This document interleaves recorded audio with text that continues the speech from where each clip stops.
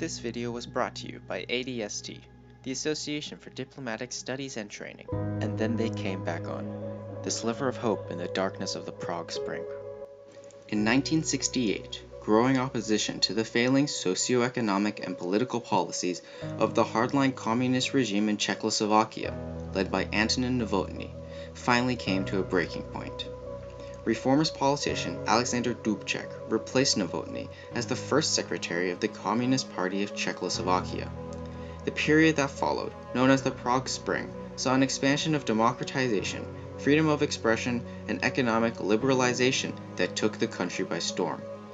It was ultimately seen as a grave threat to the unity of the Warsaw Pact, and Brezhnev approved a military intervention alongside three other Warsaw Pact nations. These nations invaded Czechoslovakia on August 20, 1968, to stop further liberalization and to arrest Dubcek and his allies. Economic Foreign Service Officer Kenneth N. Skoug, in Prague at the time, talks about the events leading up to and following the invasion. He was interviewed by Charles Stuart Kennedy in August of 2000. Senator Pell came to Prague in 1968 around July 4th, and he wanted to go to Košice. Košice is a town in the Hungarian part of Czechoslovakia, the part taken from Hungary after the First World War, which is very close to the Soviet Union. Just wanted to see what Košice was like. Jim and I and Pell flew to Košice, and there I had a chance to see it with Pell what the Prague Spring looked like a few miles from the Soviet Union. It looked like it looked in Prague. I mean, there were people dancing and the big jeeps, and so you couldn't imagine you were in a communist country. There was freedom from one end, or there was movement, particularly youth, that inspired throughout the whole country. The next day we went to Uzhhorod. We went to the border.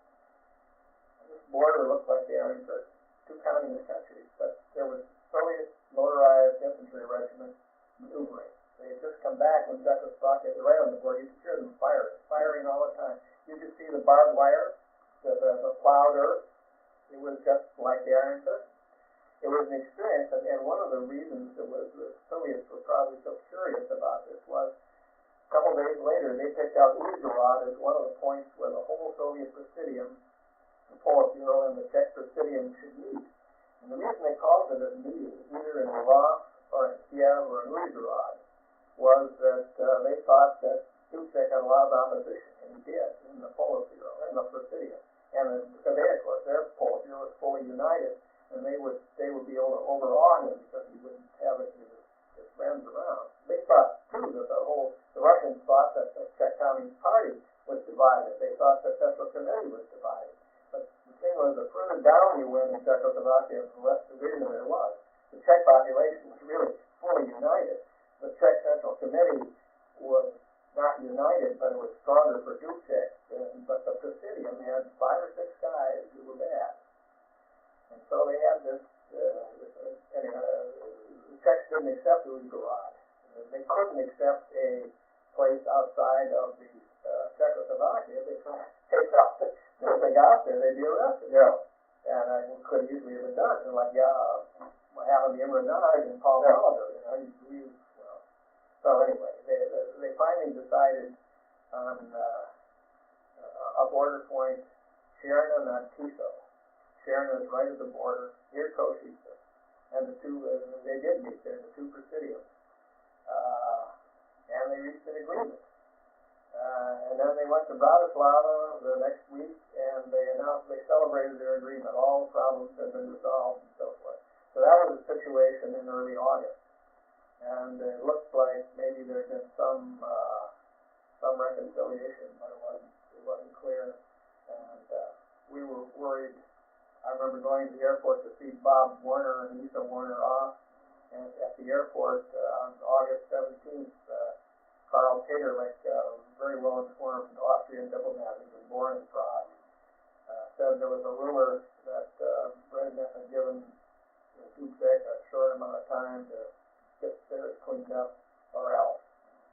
And I wrote in my journal, maybe the honeymoon was over. Well, that was the day that the KGB began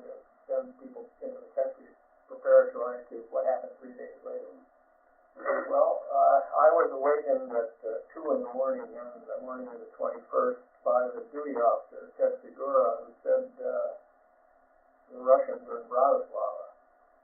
And it took me a while to clear out my head that the Russians are in Bratislava. They've got no business in Bratislava. Well, we reached Bratislava first because that was one of the first. They were also coming on. I could hear the drone of engines, which had just started. They began landing about 2 in the morning at the Prague airport. They landed with perfect precision, and these guys were bringing in the invasion force. We went to work, and at about 4, I think, it was hard to tell what was going on because the conspirators, who were considerable, had got control of Prague radio, and they were refusing to publish a statement. It had been heard once, and that's how the United States was informed that the country was being invaded without the knowledge or consent of the Czech government or Presidium or anybody. But then this message was stopped, and so you couldn't hear anything on the radio which would tell you what was going on in the middle of the night to begin with. But I could hear these planes landing. So the chief of station and I went for a long walk. We walked past the Prague sign. We walked past the Czech government building where Černík would have been. We were not able to walk as far as the party building where Dubcek was, because that was on the other side of the river and a long way away. There were couples, a few of them strolling around. It was the middle of the night, but there were cars here and there, and you couldn't tell what was going on. Already at this point, however, Černík had been sacked and grabbed by the Russians. He was the premier. Shortly thereafter, Dubcek and Smirkovsky were nabbed, and others that the Czechs had on their list, and they kidnapped all of them and took them separately from Czechoslovakia. Took them first to Poland, then they took them to the Soviet Union around Uzhhorod. We walked the streets, came back, and by the time we got back to the embassy, there were new guards, and they weren't going to let us in. One of them blocked me with a powerful arm from going in the embassy, and then somebody who knew me said, "That's all right, he belongs to the embassy." They had put these guards, the conspirators had put these guards on there, people in the security service who were cooperating with them to prevent a lot of Czechs from running into our embassy grounds. They didn't want them to escape in the embassy once the invasion started. Well, that's what it looked like in the middle of the night. Then I went for a walk first thing in the morning, and you could see the impact of the tanks. The tanks were just arriving. The traffic was just arriving. Prague, I don't know about Belgrade, but Prague goes to work early in the morning. Early in the morning.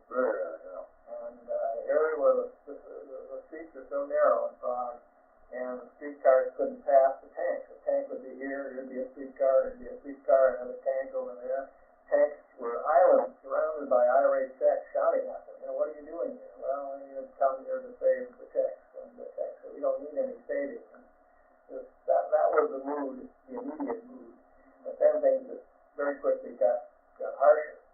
Because when I had been out on the walk with my colleagues, we had noticed that there was an airplane, a drone, right over the middle of Prague, right over Václav Wenzel Square, Václavský náměstí. And the Czech radio was right there. What the drone was doing was guiding the forces coming from the airport towards down the heart of the city. As they came through the city in the night, and the tanks came through the city to take over the downtown area, they then went for the radio. And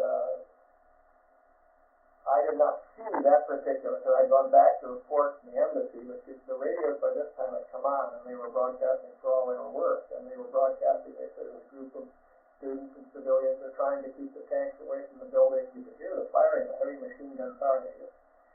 They later called it Oldřich's mural. They were firing on the radio station. And then finally, it was a very poignant moment when the Czechs said, "We're going to have to sign off the air now. When you'll hear other voices, but don't trust them." And it was really quite. Then you heard the Czech national anthem, which is particularly beautiful. And then there was just the firing, gunfire followed. There was silence on the radios, and then they came back on. But they were not the bad guys. The Czechs had been prepared. They thought that the Americans or the West Germans might invade the country, and they had a whole elaborate scheme of broadcasting. For one thing, they broadcast from hidden facilities in the Dome radio itself. The Russians didn't find them for a couple of days. And in addition, they began to broadcast from transmitters which were mobile, and they began to pass from hand to hand, not only in Prague, but in 15 or 16 points throughout the country. And it was those radios that told the world that the Czechs were still resisting. But, without that, the embassy could have reported it.